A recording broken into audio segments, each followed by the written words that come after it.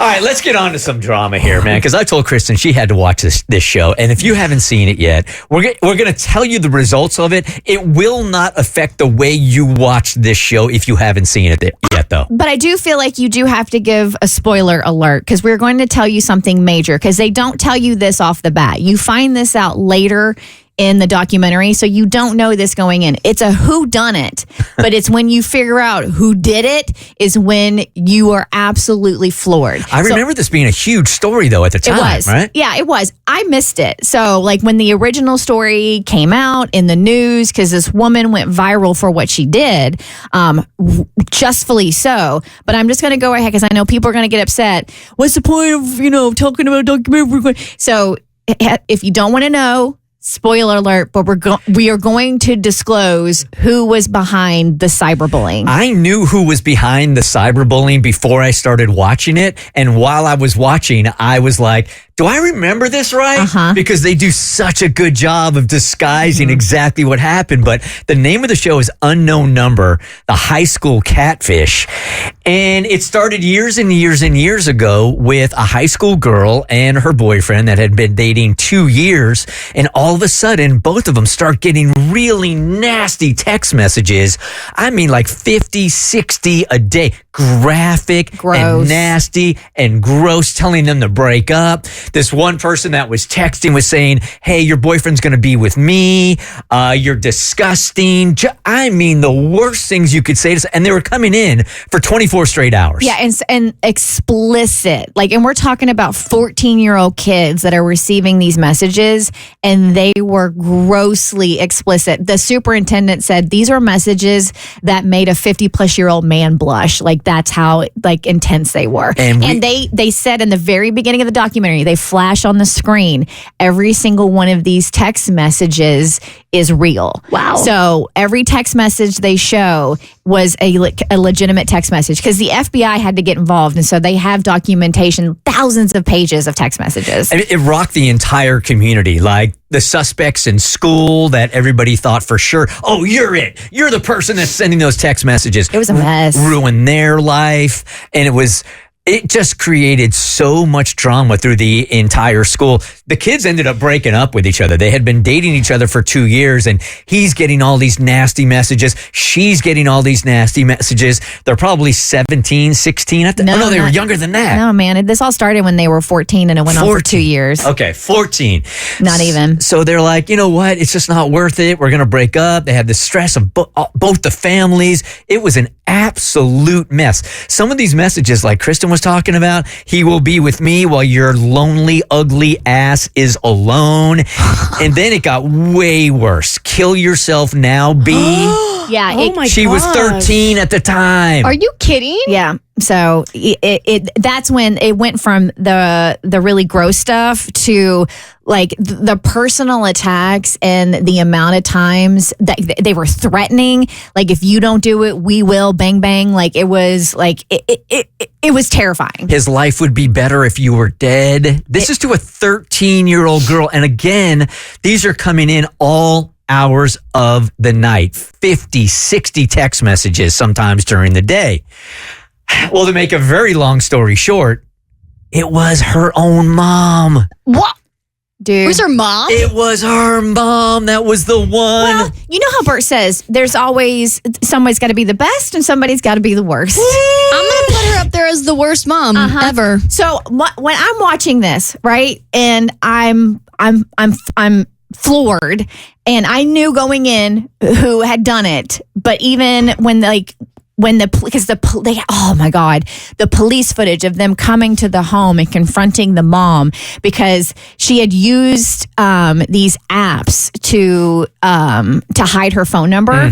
And so this little town couldn't figure it out. The sheriff couldn't figure it out. So they sent it to the FBI, and it was the FBI cyber unit that was able to track down the IP address, the user, the phone number, and traced it back to Lauren's mom. And she was the perpetrator. She's the one who's been sending these messages for almost the past 2 years to these kids, right? And to her own freaking daughter. So the police footage of them coming into the house and confronting her was heartbreaking. And then on top of that, I don't understand how this woman agreed to do this documentary. Like, I don't know what she was thinking. I think I know the answer to that because I read an article about it. Okay. She said that she just wanted her side of the story. They were going to do the story anyway. They approached the mom and said, we're doing the story. So you can either be involved in it or not. And she thought if she just gave a crumb of why she did it, then people would understand it better. Made it worse. It made it worse. Yeah, what was her crumb of why? So she had some trauma that I can't really get into. She had some trauma when she was a kid. Explains the behavior, doesn't excuse it. Right. So, but that doesn't even really explain the behavior. What kind of trauma are we talking about? Physical trauma where there wasn't consent. Oh, okay. Okay. When she was a kid. So when her kids started to date, her excuse was, I started to freak out and I didn't want her to go through that same pain. So I wanted her to be undateable. And she also wanted she wanted her daughter. So they also think this is like a weird, digital Munchausen's, cyber Munchausen's. So instead of making the daughter ill, you do this so the daughter turns to you for support.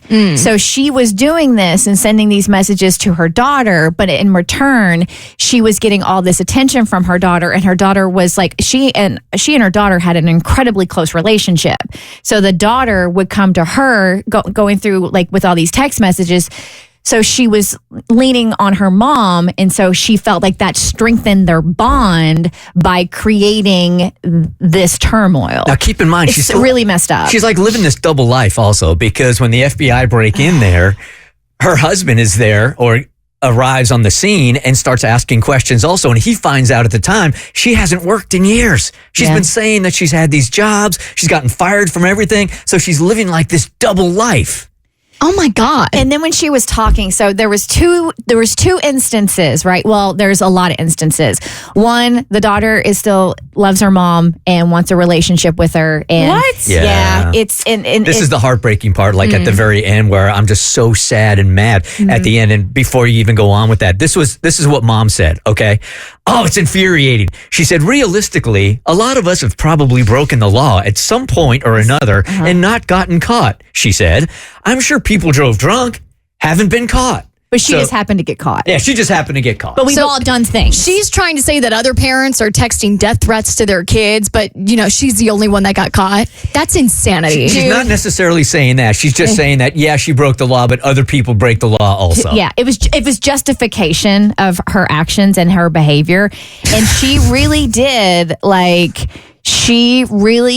believe that she had convinced herself that she was doing the right thing. It was so friggin' bizarre. The way that when the FBI came in and they confront the mom, it was a sheriff's department.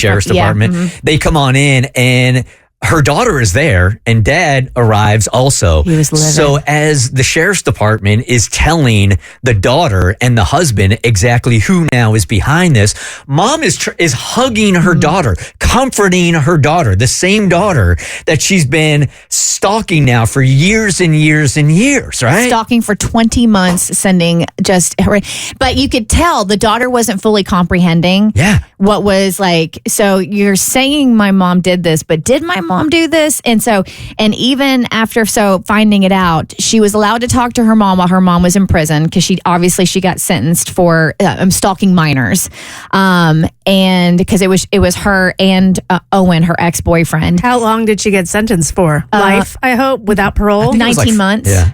19 months? Well, I think she got out after 19 months. I think she was sentenced to more than that, but she got out after 19 months. I thought she got... I remember her getting sentenced to 19 months and getting out around a year or something like that. You're probably right. But, daughter was communicating with her while she was in prison, but after she got out, mom's not allowed to have any communication with the victim. So they haven't spoken. So I'm wondering if after Lauren turns 15, because she's she's 18 now.